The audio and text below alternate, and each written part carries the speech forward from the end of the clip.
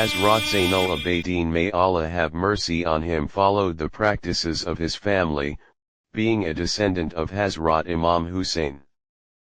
His title was Abu Hassan, with the nickname Zain-ul-Abidin the adornment of the worshippers, and the title Sayyidus Sajidin, the one who prostrates frequently.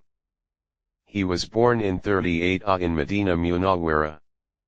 He is considered one of the Tabi'in followers of the companions of the Prophet. He spent 2 years with his grandfather Hazrat Ali al-Murtaza, may Allah honor his face, 10 years with his uncle Hazrat Imam Hassan, and 23 years under the guidance of his father Hazrat Imam Hussein. During this time, he acquired various branches of knowledge. Hazrat Zain-ul-Abidin was renowned for his piety and devotion. Because of this, he was called Zain-ul-Abidin. His devotion to worship was such that, along with fulfilling the obligatory duties, he often performed additional prayers, which earned him the title. When he performed ablution for prayer, his face would change color, and his body would tremble. He would explain to those who asked that they did not know before whom he was about to stand.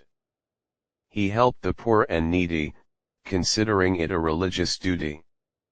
He would fulfill the needs of the poor under the cover of darkness, and would say that charity given in the darkness of night cools Allah's anger and reaches Allah before it reaches the recipient.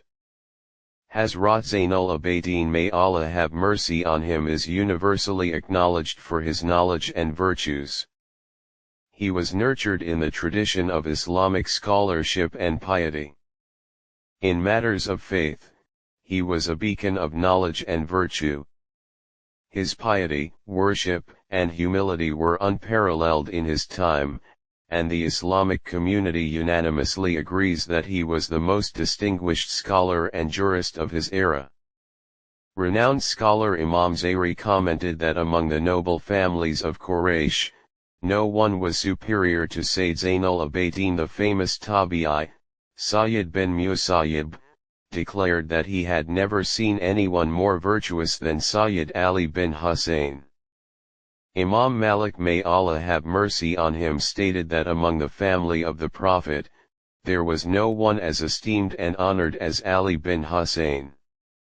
Imam Shafi'i, may Allah have mercy on him, recognized him as a prominent jurist of Medina Munawwara. During this blessed period, Medina Munawwara was home to prominent companions and renowned Tabi'in. Among them, Hazrat Zain-ul-Abidin was known for his expertise in the interpretation of the Quran, the narration of Hadith, and knowledge of the lawful and unlawful aspects of Sharia.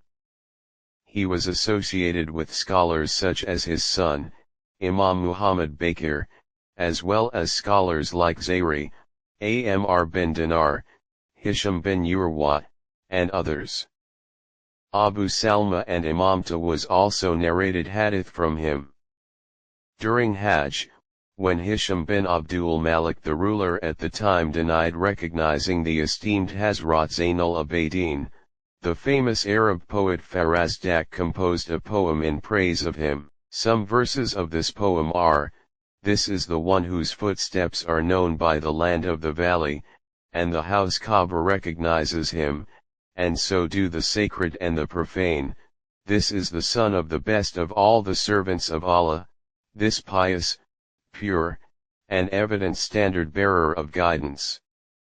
It is reported from Hazrat Imam Ja'far Sadiq, may Allah have mercy on him, that after the event of Karbala, Hazrat Imam Zain-ul-Abidin, may Allah have mercy on him, always maintained the practice of fasting during the day and spending the night in worship. When food and water were brought to him, he would express his sorrow by saying, "My father and brother were martyred hungry and thirsty. It is unfortunate that they did not receive this food and water." He would only take a few morsels of food and a few sips of water with great difficulty. At the time of the tragedy of Karbala in 61 AH, he was 23 years old. He was a young man and one of the survivors of the Karbala incident.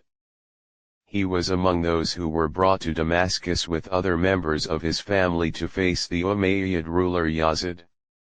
In Kufa and Sham, Syria, Hazrat Imam Zain-ul-Abidin, may Allah have mercy on him, delivered several lectures on the truth of Islam, knowledge and justice, which hold a special place in scholarly, literary, and spiritual circles. The well-known biographer Ibn Sa'd writes in his Tabaqat that despite his continuous calling, Sayyid Ali bin Hussein Zain-ul-Abidin was not present on the battlefield of Karbala. On the 10th of Muharram, during the Zuhr prayer, Hazrat Hussein bin Ali, may Allah be pleased with him, had his last meeting with him, giving him his ring and offering final advice, but he could not participate in the battle due to his illness. His famous sayings include, "The knowledge you have is not the one that makes you a stranger in the cities of Sham and Yemen. The real knowledge is that which brings you closer to the grave and to being among the strangers in the hereafter." Each line of it should be given the right it deserves, for it is the way of guiding you to divine obedience.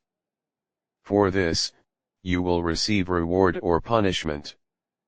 He passed away in Medina Munawwara at the age of 37 on the 25th of Muharram in 95 AH.